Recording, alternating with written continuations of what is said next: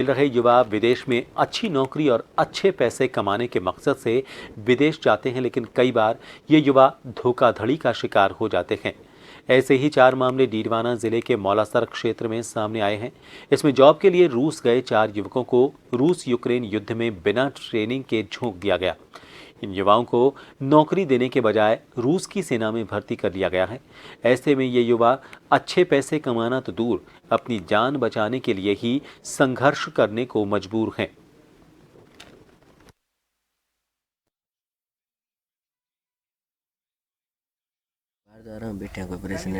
बच्चा रणजीत नाम है उसका, और उसको रशिया भेजा गया।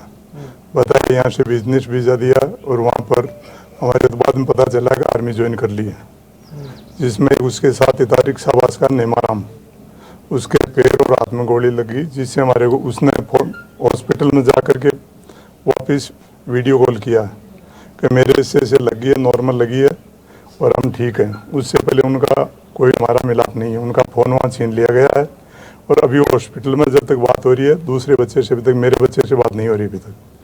और इसी प्रकार से मेरा बच्चा गया था 26 जनवरी को और साथ ही नेमाराम, और ये 2 है, एक सबलपुरा के और एक लादरिया का, ये गए हैं 6 फरवरी को। तो इनका भी मिलाप कभी कभी होता, लेकिन इनको भी आर्मी में फ्रंट में टेका गया। टेलीफोन जिसकी वार्ता होती रही, उसके पश्चात टेलीफोन से वार्ता होना बंद हो गई। फिर टेलीग्राम के जरिए उनसे को टेलीफोन से बात उन्होंने जाहिर किया है और उस टेलीग्राम से बात हुई, जिसके मुताबिक उनके पति का उन्होंने बताया कि मैं वहाँ पे मुझे रूसी सेना में भर्ती कर लिया गया, मैं घायल हूँ और यहाँ आने में भी एक बार मैं असक्षमता महसूस कर रहा हूँ। उसमें उन्होंने एक लिखित परिवाद पेश किया था, कोई दस्तावेज पेश नहीं किए थे, तो उन दस्तावेज लाने तक के लिए और एक बार मैंने उस परिवार में रखा था। आज वो महिला उपस्थित थाने आई है और उन्होंने अपने उस पति का पासपोर्ट की डिटेल और जो जिस टिकट से गए थे उस टिकट की और वीजा की कॉपी पेश की है। उसके आधार पर प्रकरण दर्ज किया जाकर अनुसंधान प्रारंभ किया। डीडवाना से हमारे संवाददाता नरपत जोया इस वक्त फोन लाइन पर बने हुए हैं। नरपत, काफी गंभीर मामला कहा जा सकता है। फिलहाल इस मामले में अब तक क्या पता चल पाया है, किस आधार पर इनको भेजा गया था और धोखाधड़ी आखिर इनसे कहां पर और किसने की? देखिए प्रभात, ये बड़ा मामला कह सकते हैं, क्योंकि विदेशों में अच्छी कमाई का सबक दिखाकर जो एजेंट होते हैं, दलाल होते हैं, वो कुछ जो बेरोजगार युवक होते हैं उनको फंसाते हैं और उन्हें मोटी कमाई का झांसा देकर बाहर भेजते हैं। ये भी एक ऐसा ही मामला है जहाँ पर जो रिक्शा के पास गांव है, वहाँ का एक युवक है जिसको 5 लाख रुपए लेते हैं और उसे वहाँ रशिया में काम करने का झांसा देकर उसे भेजा गया था।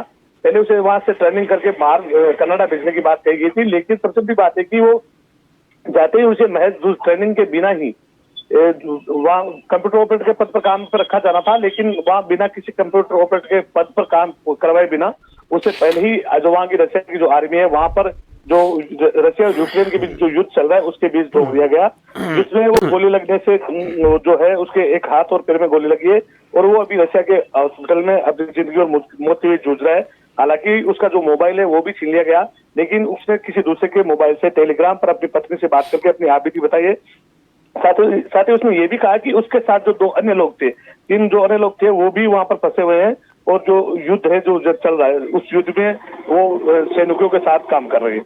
तो कहीं ना कहीं ये बड़ा मामला है और जो इनके परिजन है उनको ये चिंता सता रही है कि एक को गोली लगी है तो बाकी जो लोग हैं उनकी जो जिंदगी है उसको लेकर भी उन्हें चिंता सता रही है। परिजनों को उनको लेकर आशंका है कि कहीं उनके साथ दुर्घटना नहीं हो जाए या कोई घटना नहीं हो जाए।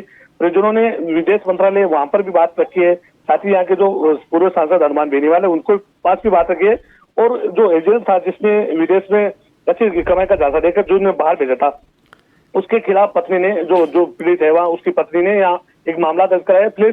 फिलहाल पुलिस है उसने मामला दर्ज कर लिया है और जांच की जा रही है। जी नरपत, के पूरा मामला एम्बेसी तक पहुंचाया गया है। इस परिवार की तरफ से अगर एम्बेसी तक पहुंचा है तो किस तरह का आश्वासन इन्हें मिला है? ये जो पीड़ित युवक है जिसको गोली लगी है रशिया के युद्ध में, तो वो उसके पिता है, वो आज एम्बेसी में गए, विदेश मंत्रालय में उनसे उन्हें टाइम दिया गया था उनसे बात करने के लिए, उन्हें बुलाया गया है। फिलहाल जो उनकी क्या वार्ता रही होगी उनसे भी दोबारा संपर्क नहीं हो पाया है।